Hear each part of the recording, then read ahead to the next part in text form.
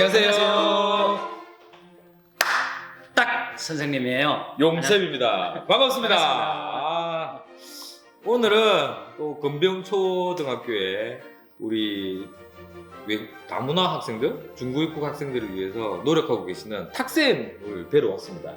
와주셔서 네. 이미 더빙스쿨 TV를 보신 분은 아시겠지만 유명하신 분이에요. 아이고, 탁쌤을 소개합니다. 와. 반갑습니다, 여러분. 제가 아는 한 자세히 좀 설명을 드릴 수 있도록 하겠습니다. 또 부족한 부분은 사후 보충을 해서 더 실상을 제대로 알릴 수 있도록 노력하겠습니다. 감사합니다. 탁쌤을 모신 이유는 간단합니다. 이분이 지금 금병초, 네. 진영의 금병초에 근무하고 계신데 다문 학생들 관련 일을 많이 하셨고 관심이 많으신 분이에요. 그래서 다문 학생들의 현황 그리고 우리들이 잘못 알고 있는 내용들 그런 것에 대해서 좀 여쭈보려고 왔습니다. 네. 와주셔서 감사합니다. 고맙습니다. 예. 그럼 우선 금병초는 어떤 학교입니까? 금병초등학교 역사가 한 14년 정도 됩니다. 2020년 1월 달에 14회 졸업을 했고요.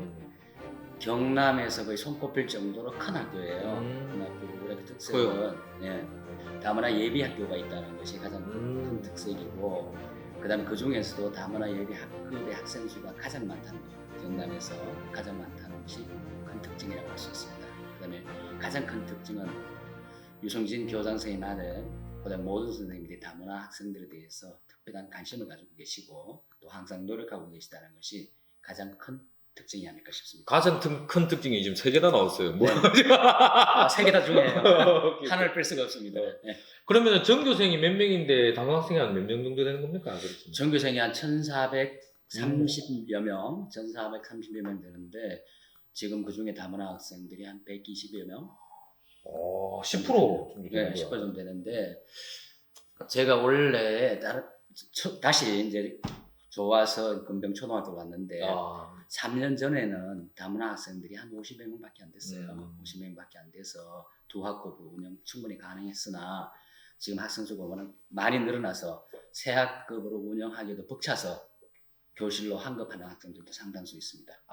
그럼 다문 학생들끼리 반을 모으는 거군요. 아니죠. 각 교실에서 수업을 하면서 이 친구들이 국어가 안 되기 때문에 국어 수업을 일주일에 한 3회, 한 9시간 정도씩 따로 공부를 시켜서 학급의 공부가 제대로 따라갈 수 있도록 운영하는 것이 다문화 예비 학교고 또 그런 프로그램이 진행되고 있는 겁니다. 지금. 네. 그럼 해가 갈수록 해당 학생들이 많아지고 있는 추세죠. 그렇죠.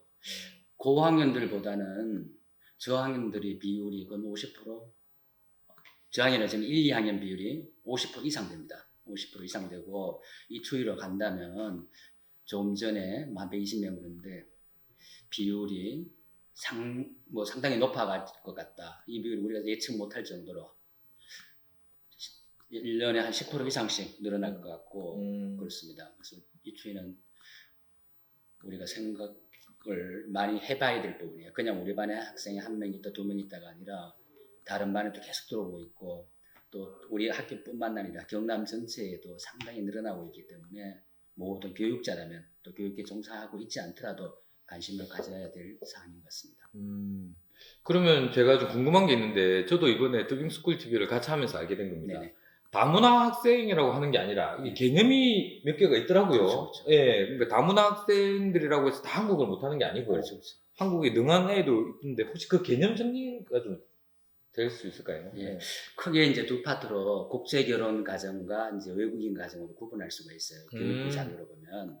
그래서 국제 결혼 가정은 여기서 다시 두 파트로 국내에서 출생한 아이들, 국내에서 외국분과 결혼해서 국내에서 태어난 아이들은 어릴 때부터 한국에서 살았기 때문에 크게 언어적으로는 문제가 되지가 않아요. 가정적으로 들어가면 좀 보살핀 내용이 있을지 몰라도 언어적으로는 큰 문제가 되지는 않습니다. 그런데 문제가 되는 것은 중간에 오는 아이들, 커서 특히 초등학교 1학년이나 이렇게 되면은 사실 우리가 시간이 있기 때문에 빨리 따라갈 수 있는데 가장 큰 문제가 된다면 이제 고학년들, 초등학교 고학년, 중학교, 고등학교 늦을수록 더 많은 문제점을 가지고 있다고 볼 수 있습니다. 언어적인 어려움을 그렇죠. 얘기하시는 겁니다. 예. 그래서 그 뭐 가장 문제가 되는 아이들은 중도 입국한 학생들이 되지 않을까 싶습니다. 중도 입국 학생들. 네. 그다음 예. 외국인 가정도 좀 있지만 아. 외국인 가정은 그렇게 지금 비율은 많지가 않아요. 비율은 많지 않았기 때문에 또 관심을 가져야 될 부분인 것 같고 우리 국위가 나라 이제 위치도 세계적으로 점점 높은 위치를 그렇죠. 차지하기에 따라서 외국에서 보면 우리나라를 상당히 동경을 하고 있습니다. 아. 우리도 모르게 외국에 나가보면 대한민국을 상당히 부러워하고 있고 또 한국어를 배우려는 학생들이 너무나 많습니다. 그래서 우리도 조직적으로 좀 대응을 해나가야 되지 않을까 싶습니다. 네. 제가 이 학교 와서 놀란 게 뭐냐면 지금 그 탁쌤이 아이들하고 수업하는 내용 중에 이런 게 있어요. 소개해 드릴게요. 보일지 모르겠는데 보입니까? 예. 한국말을 러시아어로 이렇게 번역한 거를 다 갖고 계세요. 맞죠? 네. 이건 러시아어고 이건 뭐예요? 베트남어예요? 베트남입니다. 네. 와, 이 선생님들이 다 갖고 계신 거잖아요. 네, 앞에 거는 다 나눠드렸고 베트남어는 제가 공부하기 위해서 일단 지금 만들고 있는 겁니다. 네. 와, 저는 상상도 못했습니다. 그 선생님들이 러시아어와 베트남어로 한국말을 번역한 걸 이렇게 다 들고 애들을 대하고 계세요. 안녕하세요. 즈드라스트부이제. 즈드라스트부이제. 네. 발음 다르다. 나 정말 놀랐습니다. 와, 선생님 정말 누가 시켜서 하는 거 아니잖아요. 시켜서 하면 안 할 것 같아요. 제가 2010년도 다문화 학급을 맡으면서 사실은 가장 중요한 것이 업무가 아니라 반에 아이가 있어서 너무나 눈길이 많이 갔고 그 아이를 알면 알수록 무엇을 도와줘야 될까 고민을 참 많이 했어요. 언어가 전혀 안 통하는 상태에서 반에 앉아있는 우두커니 앉아있는 아이를 볼 때 정말 눈물이 났습니다. 사실 아이를 생각하는 마음에서 무엇을 할까 하다가 우즈벡에서 온 친구였으니까 러시아를 가르쳐줘야 되겠다. 그 다음에 또 그 아이한테 한글만 해줄 것이 아니라 자존감을 살려주기 위해서는 러시아를 잘한다는 것을 보여줄 필요가 있겠다. 일반 한국 학생들한테요. 또 그 다음에 그 아이를 통해서 반의 아이들이 러시아를 배우는 순서로 만들어야 되겠다. 그 다음에 또 이 자료를 만들어서 반에만 끝날 것이 아니라 우리 학교에 선생님들이 반에 다문화 학생들이 있다 보니까 반에 적용시킨다면 이 다문화 아이들 걱정하는 마음이 좀 줄어들지 않을까, 잘 녹아들지 않을까, 그런 마음에서 순수한 마음에서 만들게 됐고 또 적극적으로 활용하시는 분도 계시고 어떤 분은 아침 시간마다 나와서 러시아에 한마디씩 하고 다른 학생들이 따라하고 하문을 해가지고 자존감이 높아가고 또 한국어도 쉽게 배우게 되고 같이 친구가 되는 이제 가교 역할을 좀 한 것 같아요. 그래서 제가 한번 해보고 우리 학교뿐만 아니라 다문화 예비 학교가 있는 학교에도 같이 전달해서 활용하고 있는 점입니다. 탁쌤을 제가 대단하다고 느끼는 지점이 이 지점이에요. 말을 하지 않고 있는 아이들을 피해 학생, 소외 학생이라고 보지 않는 거죠. 그 학생을 통해서 일반 학생들도 서로 배움이 일어날 수 있다. 그렇죠. 그리고 이게 그 학생을 따르게 보는 게 아니라 그 학생을 통해서 친구들 간에 서로의 배움과 함께 자존감도 높아질 수 있다. 서로 도움이 될 수 있다. 그렇죠, 그렇죠. 이런 걸 자연스럽게 풀어내고 있는 거예요. 우리가 잘못하게 되면 다문화 학생들 무엇을 준다고만 계속 하는데 반대로 지금 그네를 통해서 우리가 또 배우는 부분도 있어요.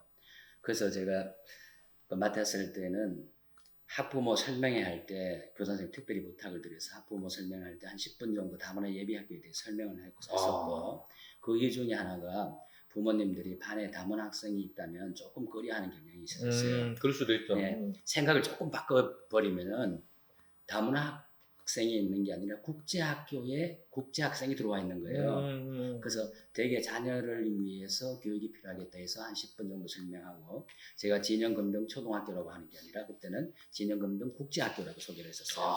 그래서 첫 반응은 부모님들이 무슨 소리지? 하고 제가 설명을 하니까 이해를 하게 됐고 이해를 하니까 부모님들께서 댁에 가서 자녀들한테 국제학교다 우리 학교는 그래서 우리 반에는 우즈벡에서 온 친구들이 있으니까 그 아이한테 좀 더 친절하게 해주고 또 너도 러시아를 배우는 계기가 됐으면 좋겠다 이렇게 하니까 특별히 학원 다닐 필요도 없고 바로 옆에 친구가 있는 거예요. 해외 나갈 필요도 없었던 거예요. 그 중에 또 베트남에서 온 친구도 있고 필리핀에서 온 친구도 있고 뭐 다양하게 중국에서 온 친구도 있고 다양하게 있다 보니까 언어를 세계의 언어를 교실에서 배울 수 있는 계기가 되는 겁니다. 그래서 생각의 전환이 이렇게 참 중요하구나 하는 생각을 좀 가져봅니다. 네. 탁쌤이 오늘 이 그 인터뷰를 위해서 몇 가지 자료를 준비하셨는데요. 그 중에 지금 다문화 학생 수에 대한 내용이 있습니다. 이거 좀 소개 좀 해주십시오. 예. 네.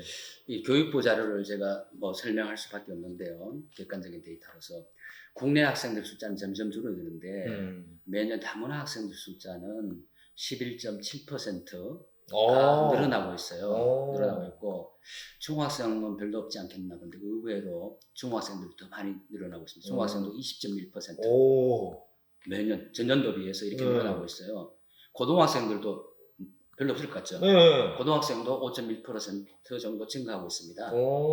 그래서 어떻게 보면 국내 학생들이 줄어서 참 문제다, 교육계 문제다고 이야기를 하고 있는데 그 부분을 다문화 학생들이 어떻게 보면 많이 해주고 있다 이렇게 볼 수도 있고 제가 조금 전에 말씀드린 것처럼 이 학생들 들어옴으로 해서 한국 학생들이 자동으로 그들의 언어를 배우고 그래서 해외로 진출할 수 있는 기반을 다지는 것이 바로 교실이 될 수 있겠다.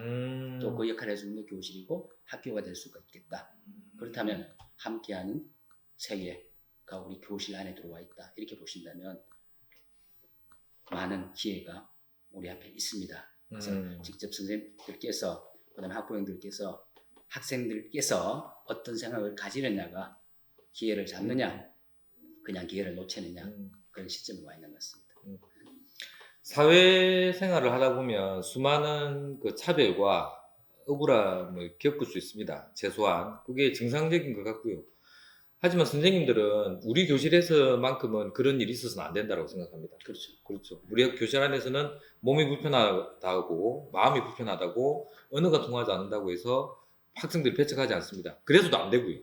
그래서 지금 학생의 말씀이 저는 아주 공감이 되고 교실에서 아이들이 몸이 불편하거나 마음이 불편하거나 언어가 불편한 아이들과 같이 생활하면서 잘하는 것만 해도 저는 그게 공감 능력이 저절로 향상될 수 있고 함께 사는 사회로 갈 수 있는 첫 발걸음이라는 생각이 드네요. 탁쌤 준비 많이 하셨는데 또 하고 싶은 말씀. 한국어 이건 뭐야? 예, 한번 보시죠. 예. 한국어 능력 시험이라고 해서 토픽이라고 합니다. 토픽. 저도 처음 할 때는 토익을 잘못 들었나 싶었어요. 토픽이라고 한국어 능력 시험 얘기하는데 우리가 생각하는 이상으로 해외에서 또 국내에 들어와 있는 분들이 시험을 많이 치고 특히 다문화 학생들, 중도 입국 학생들은 이 토픽 시험을 치려는 생각을 가지고 있는 학생이 참 많아요. 학부형들도 마찬가지고 저도 저녁에 지도를 하고 있습니다만은 이 비율이 얼마나 많은지 잠깐 설명을 해드려야 될 것 같아요.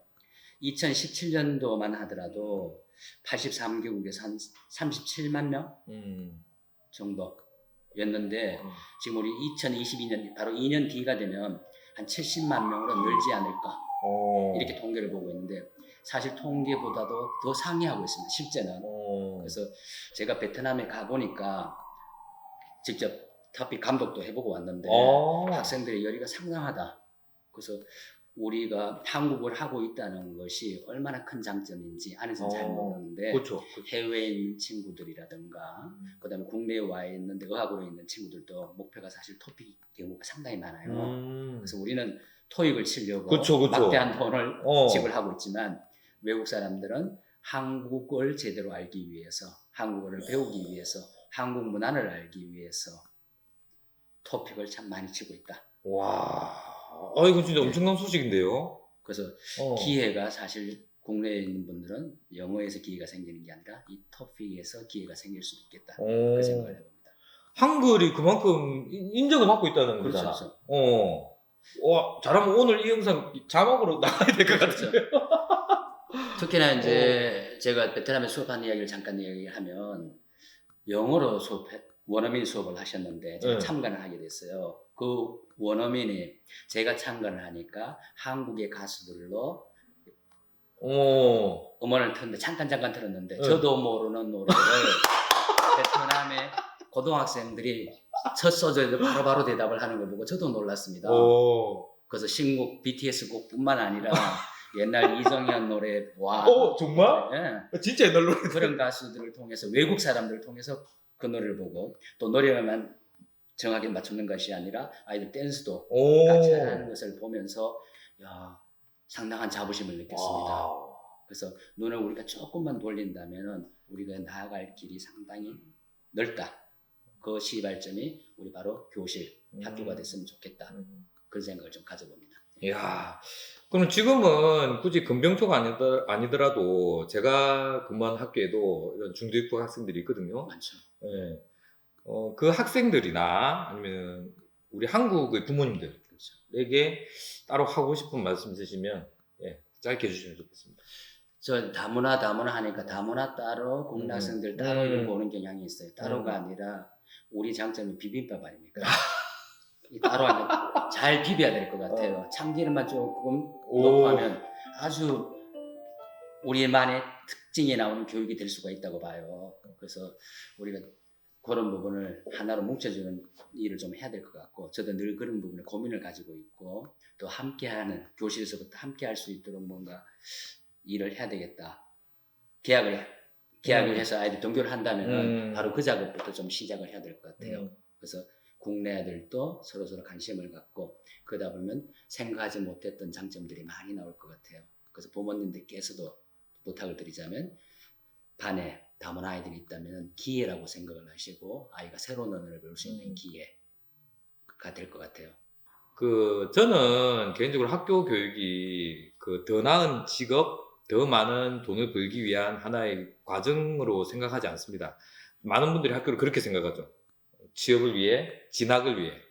배움은 그런 게 아닙니다. 배움은 수단이 아니라 목적이 돼야 되거든요. 그러면 학생의 이 말씀이 저는 전적으로 공감되는 게 그 학생의 더 나은 미래가 아니라 하루하루 지금 이 순간에 집중한다고 치면 이런 관계, 그렇죠. 그리고 이런 배움과 이런 경험을 통해서 자라는 아이들이 훨씬 건강하게 자랄 수 있을 거라고 생각하고요. 학교를 입시 기관으로 보는 것은 좀 분명히 한계가 있어요. 학교는 지식을 배우는 곳이 아닙니다. 학교는 삶을 시작하는 곳이 되어야 돼요.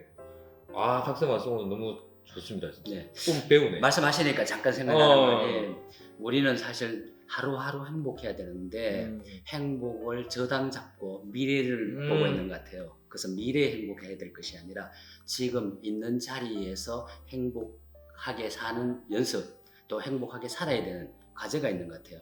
그래서 학생들도 마찬가지고 성인들도 마찬가지고 하루하루 즐거워야 미래도 즐거운 거지 미래를 위해서 지금을 저당 잡고 있을 필요는 전혀 없다.